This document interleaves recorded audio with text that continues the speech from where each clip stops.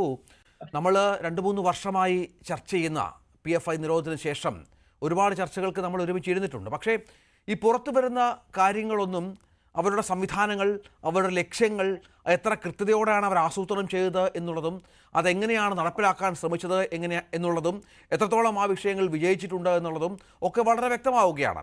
ഈ ഓരോ ദിവസവും നമ്മൾ മനസ്സിലാക്കുന്ന കാര്യങ്ങൾ വെച്ചിട്ട് എത്ര ഗൗരവതരമായാണ് നമ്മുടെ സമൂഹത്തിൽ അവർ ഇടപെട്ടത് എന്നുള്ളത് വ്യക്തമാവുകയല്ലേ?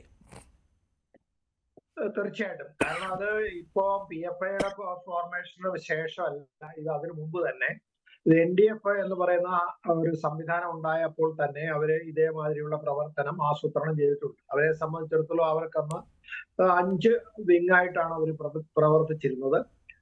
അതിനകത്ത് അനഹൈലേഷൻ സ്ക്വാഡ് എന്ന് പറഞ്ഞിട്ട് അങ്ങനെ പലതിനും ഉണ്ടായിരുന്നു. എക്കണോമിക് സ്ക്വാഡ്, അങ്ങനെ പലതും ഉണ്ടായിരുന്നു. അത് കഴിഞ്ഞതിന് ശേഷം അങ്ങനെ അവര് ഓരോ അവസരത്തിനനുസരിച്ചിട്ട് അവരുടെ ആവശ്യങ്ങൾക്കനുസരിച്ച് രൂപഭാവം മാറ്റി, അതുപോലെ തന്നെ രാഷ്ട്രീയ പാർട്ടി ഉണ്ടാക്കുന്ന രീതിയിലേക്കൊക്കെ അവർ മാറി. ആദ്യം അവരുടെ സംവിധാനം എന്താണെന്ന് പറഞ്ഞാൽ ഏത് രാഷ്ട്രീയ പാർട്ടിയിൽ വേണമെങ്കിൽ പ്രവർത്തിക്കാം, പക്ഷെ അടിസ്ഥാനപരമായിട്ട് കൂറ് ഈ സംഘടനയോടായിരിക്കണം എന്നുള്ളത് മാത്രമേ ഉണ്ടായിരുന്നു. അതിനുശേഷമാണ് അവരെ സംഘടനാ രീതിയിലേക്കും രാഷ്ട്രീയ സ്വാധീനം ഉണ്ടാക്കാൻ വേണ്ടി രാഷ്ട്രീയ പാർട്ടിയുടെ ആശയത്തിലേക്കൊക്കെ പോയത്. ഇത് ആദ്യം മുതലുള്ളതാണ് ഇവരെ സംബന്ധിച്ചുള്ളത്. അവർക്ക് ഒരു ഒരു പബ്ലിക് റിലേഷൻസ് വിഭാഗം ഉണ്ടാവും, അതുപോലെ ഒരു ഇന്റലിജൻസ് വിഭാഗം ഉണ്ടാവും, ഒരു എക്കണോമിക് വിഭാഗം ഉണ്ടാവും, അതുപോലെ തന്നെ ഇതേമാതിരി ഒരു എക്സിക്യൂഷൻ അല്ലെങ്കിൽ അനഹൈലേഷൻ സ്ക്വാഡ് എന്നാണ് അവർ പറഞ്ഞുകൊണ്ടിരുന്നത്. ഇപ്പൊ അത് മാറ്റിയിട്ട് സർവീസ് വിങ് അല്ലെങ്കിൽ ഓപ്പറേഷൻ വിങ് എന്നൊക്കെയാണ് ഇപ്പൊ പറയുന്നത് അവര്. അപ്പൊ ഈ അസോൾട്ട് വിങ് എന്നൊക്കെയാണ് റിപ്പോർട്ടർ വിങ്, ഹിറ്റ് വിങ്, ഒപ്പം ഇതുമായി ബന്ധപ്പെട്ട അങ്ങനെ ചില ഗ്രൂപ്പുകൾ ഉണ്ടാക്കി, 3ഓളം ഗ്രൂപ്പുകൾ ഉണ്ടാക്കി പ്രവർത്തിക്കുന്നു എന്നുള്ളതാണ് NIAയുടെ കണ്ടെത്തൽ. ഒരു മിനിറ്റ് പറയൂ സർ, പറയൂ. സുഭാഷ് ബാബു, കേൾക്കാമോ? അത് അങ്ങനെ ഉള്ളത്. അപ്പൊ അവരോരോ സമയത്ത് പേര് മാറ്റിയെന്ന് മാത്രമേ ഉള്ളൂ. ഇപ്പം അസോൾട്ട് വിങ് ആണ്, പണ്ട് അനഹൈലേഷൻ സ്ക്വാഡ് എന്ന് പറയുന്നത് ഇപ്പൊ അസോൾട്ട് വിങ് ആയി മാറ്റിയെന്ന് മാത്രമേ ഉള്ളൂ. അപ്പൊ ഇതിനുള്ള പ്രധാനമായിട്ട് അവരെ സംബന്ധിച്ചിടത്തോളം പണ്ട് മുതലേ, ഇവര് തുടങ്ങിയ കാലം മുതല് അവരുടെ താല്പര്യങ്ങൾക്ക് വിപരീതമായി നിൽക്കുന്ന അന്യമതസ്കാർ, അവരുടെ മതത്തിലുള്ള ആളുകളാണെങ്കിലും ശരി, അവര് പോയി താക്കീത് ചെയ്യുള്ളൂ. അവരെ ഒന്നും ഏതെങ്കിലും ശാരീരികമായിട്ടോ ഉപദ്രവിക്കുകയോ ഉന്മൂലനം ചെയ്യുകയോ ഒന്നും ചെയ്യില്ല. അവരുടെ പ്രവർത്തനങ്ങൾക്ക് പ്രതിബന്ധം നിൽക്കുന്ന, അവരുടെ സ്ത്രീകളുമായിട്ട് ബന്ധം, അല്ലെങ്കിൽ അവരുടെ സംഘടനയുടെ വ്യാപാരത്തിന് തടസ്സമായി നിൽക്കുന്ന, അതിന് പാരലായിട്ട് വ്യാപാരം നടത്തിക്കൊണ്ടിരിക്കുന്ന വ്യക്തികളെയൊക്കെ നശിപ്പിക്കാൻ വേണ്ടിയിട്ട് ഒരുപാട് പ്രോഗ്രാം ഒക്കെ ഉണ്ട്. അതൊക്കെയാണ് അവർ നടത്തിക്കൊണ്ടിരുന്നത്. അതിനു വേണ്ടിയിട്ട് മറ്റ് ഇതര മതസ്ഥരെയാണ് അത് ഉപദ്രവിച്ചുകൊണ്ടിരുന്നത്. അവരുടെ മതത്തിൽപ്പെട്ട ആളുകളെ ഉപദ്രവിക്കുന്ന പരിപാടിയില്ല. അവരെ താക്കീത് ചെയ്യുകയും ബാൻ ചെയ്യുകയും ഒക്കെ ചെയ്യുന്ന പരിപാടികളാണ്. അല്ലെ അവരെ മറ്റു രീതിയിൽ അവരുടെ മഹലെ സംബന്ധിച്ച ചില ബുദ്ധിമുട്ടുകളൊക്കെയാണ് ചെയ്തുകൊണ്ടിരുന്നത്. മറ്റാളുകളെ ഉപദ്രവിക്കുക, അവരെ ആക്രമിക്കുക, അത് അവരെ ആരാക്രമിക്കുന്നു എന്നുള്ളത് ഇത് തന്നെയാണ് അന്നത്തെ സിസ്റ്റം. അതാണ്. കാരണം ആരാക്രമിക്കണമെന്നല്ല, ഇവരുടെ ഒരു ഇതേമാതിരി ഇങ്ങനെ ഇതിനു വേണ്ടിയിട്ട് ഈ ട്രെയിനിങ് ഒക്കെ നടത്താൻ, ഫിസിക്കൽ ആംസ് ട്രെയിനിങ് ഒക്കെ നടത്തിയിരിക്കുന്ന ആളുകളുണ്ട്. അവരെ സംബന്ധിച്ചിടത്തോളം ഇതിനു വേണ്ടി അവർ ഇയർമാർക്ക് ചെയ്ത കുറെ ആളുകളുണ്ട്. ആ ആളുകളെ സംബന്ധിച്ചിടത്തോളം അവരെ തയ്യാറായിരിക്കാൻ വേണ്ടിയിട്ട് മാത്രം അവർ കൊടുത്തു. എന്തിനു വേണ്ടി, എവിടെ പോകണം, എന്താണ് ചെയ്യേണ്ടതെന്നൊന്നും അറിയാതെ അവർക്ക് വ്യക്തമായ സൂചന, ആ സ്ഥലത്ത് എത്തിയതിനു ശേഷം അവർക്ക് ഒരു സൂചന, അവരുടെ പ്രധാനപ്പെട്ട ഏതെങ്കിലും ഒരു വ്യക്തിയെ സൂചന അറിയിക്കുകയും അവർക്ക് ആവശ്യമുള്ള ആയുധം അവർ തന്നെ കൊടുക്കുകയും ആ ആയുധം എങ്ങനെ എക്സിക്യൂട്ട് ചെയ്യണം എന്നുള്ളതിന് പ്ലാൻ നേരത്തെ കൊടുത്തിട്ടുണ്ടാവും. ആ പ്ലാൻ അനുസരിച്ച് എക്സിക്യൂട്ട് ചെയ്യുകയും ചെയ്യുക എന്നുള്ളതാണ്. അതിനുശേഷം എസ്കേപ്പ് ചെയ്യുന്നതിന് വേണ്ടിയിട്ട് അവരുടേതായ പ്ലാനുകളുണ്ട്.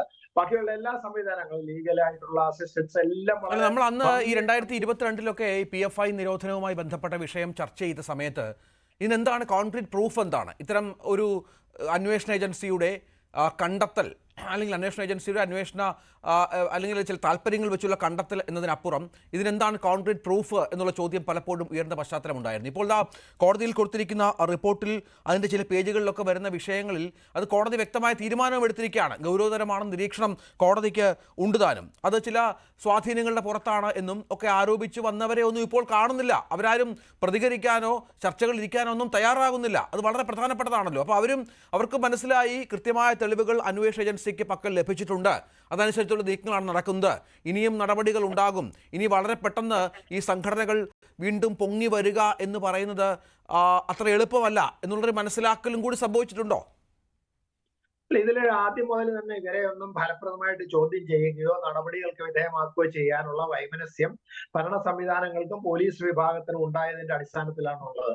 ഞാൻ കുറെ അധികം കേസുകൾ അന്വേഷിച്ചിട്ടുണ്ട്. ഇവരുടെ ഒരുപാട് കേസുകൾ ഞാൻ ചാർജ് ചെയ്തിട്ടുണ്ട്. അതൊക്കെ ചെയ്തിട്ടുള്ള ഒരു വ്യക്തി എന്നുള്ളത് എനിക്കറിയാം. അവരെ സംബന്ധിച്ചുള്ള അവർക്ക് കൃത്യമായ പ്ലാനിംഗ് ഉണ്ട്. അവര് നമ്മൾ വളരെ കൂലങ്കഷമായി ചോദ്യം ചെയ്യുകയും നമ്മൾ വളരെ കർക്കശമായ രീതിയിൽ ചോദ്യം ചെയ്യുകയും ചെയ്ത് കഴിഞ്ഞാൽ അവരുടെ കാര്യങ്ങളൊക്കെ നമുക്ക് മനസ്സിലാക്കാൻ വലിയ ബുദ്ധിമുട്ടൊന്നുമില്ല. ഞാൻ അനുഭവസ്ഥനായതുകൊണ്ട് പറയാണ്, ബുദ്ധിമുട്ടൊന്നുമില്ല. പക്ഷെ അതിന് തയ്യാറാകാനും ധൈര്യത്തോടുകൂടി മുന്നോട്ട് പോകാനും ഉദ്യോഗസ്ഥന്മാരില്ലായിരുന്നു. സംവിധാനങ്ങളെ അതിനനുസരിച്ച് സഹായിക്കാനുള്ള ഒരു സ്ഥിതിവിശേഷം നേരത്തെ ഉണ്ടായിരുന്നില്ല. എനിക്ക് ഏത് ഗവൺമെന്റായാലും ഉണ്ടായിരുന്നില്ല എന്ന് എനിക്ക് നേരിട്ട് ബോധ്യമുള്ളതായതുകൊണ്ട് എനിക്ക് എപ്പോഴും എവിടെയും പറയാൻ പറ്റുന്ന ഒരു കാര്യമാണ്. അപ്പൊ അതിന്റെ അഭാവം, അതായത് ധൈര്യത്തോടു കൂടി ആത്മാർത്ഥമായിട്ട് ഇവരുടെ ഇതേമാതിരി ദുഷ്ചെയ്തികള്, ടെററിസ്റ്റ് ആക്ടിവിറ്റീസിനെ പുറത്തേക്ക് കൊണ്ടുവരുന്നതിന് വേണ്ടി ഒരു സംവിധാനം നമുക്ക് എഫക്റ്റീവായിട്ട് സംസ്ഥാനത്ത് ഉണ്ടാക്കാൻ കഴിഞ്ഞിട്ടില്ല. അതിനാരും പ്രവർത്തിക്കാൻ താല്പര്യമുള്ള സീനിയർ ഉദ്യോഗസ്ഥന്മാർ പോലും ഉണ്ടായിട്ടില്ല. അതിന്റെ പശ്ചാത്തലത്തിലാണ് ഇത്രയൊക്കെ അലങ്കോലങ്ങളും ഇതേമാതിരിയുള്ള പ്ലാനിങ്ങും എക്സിക്യൂഷനും ഒക്കെ നടന്നിരിക്കുന്നുള്ളത്. ഇപ്പൊ NIA വന്നതിന് ശേഷം അവരെ സംബന്ധിച്ചുള്ള ഇവർ വളരെ കർശനമായിട്ട് ഇവരെ ചോദ്യം ചെയ്യുകയും അതിന് തെളിവ് ശേഖരിക്കുകയും ചെയ്യും. അത് വേണ്ട രീതിയിൽ ചെയ്യുന്നതിന് വേണ്ടിയിട്ടുള്ള സംവിധാനങ്ങളുടെ എല്ലാവിധ സംരക്ഷണവും സഹായവും അവർക്ക് കൊടുക്കുന്നത് കൊണ്ട് അവർ ഭംഗിയായിട്ട് ഇത് ചെയ്യാൻ പറ്റും. ഇത് വന്നതോടു കൂടിയിട്ടാണ് ഇതിന്റെ പ്രവർത്തനത്തിന് വളരെ ദോഷകരമായ സാഹചര്യങ്ങൾ ഉണ്ടാകുകയും ഇതേമാതിരി അറസ്റ്റ് നടന്നതും ഡീറ്റൻഷൻ നടന്നതും ഇതിന്റെ വ്യക്തമായ തെളിവുകൾ മുന്നോട്ട് കൊണ്ടുവരാൻ. പണ്ടെന്താന്ന് പറഞ്ഞു കഴിഞ്ഞാൽ കിട്ടുന്നത് എന്തെങ്കിലും ഉണ്ടെങ്കിൽ വെച്ച് ചാർജ് ചെയ്യാൻ നോക്കുക എന്നല്ലാണ്ട് ആ തെളിവ് ശേഖരണത്തിന്റെ ഗൗരവതരമായ ആ പശ്ചാത്തലത്തിലേക്ക് ഇറങ്ങി പോകുന്നതിന് വേണ്ടിയിട്ട് സംവിധാനങ്ങൾ പരാജയപ്പെട്ടിരിക്കുന്നു എന്നതിന് പറയുന്നതിന് എനിക്ക് യാതൊരു സംശയവുമില്ല. അത് പരാജയപ്പെടുത്തിയതാണെന്ന് ഞാൻ പറയില്ല. അത് പോലീസിന്റെ ഉത്തരവാദിത്തമാണ്. രാഷ്ട്രീയക്കാരെ പറഞ്ഞിട്ട് കാര്യമില്ല. അവരവരുടേതായ പല കാര്യങ്ങളെ കാണിക്കും. എന്നാലും ശരി, അവരവന് വേണമെങ്കിലും ഉദ്യോഗസ്ഥന്മാർക്ക് അത് ചെയ്യാമെന്ന് എനിക്ക് ബോധ്യമുള്ളതാണ്. ഞാൻ അന്വേഷിച്ച കേസുകളൊക്കെ ഏതെങ്കിലും രീതിയിൽ തെളിയിക്കാൻ തിരിച്ചു വരാം സാർ, ദയവായി തുടരുക.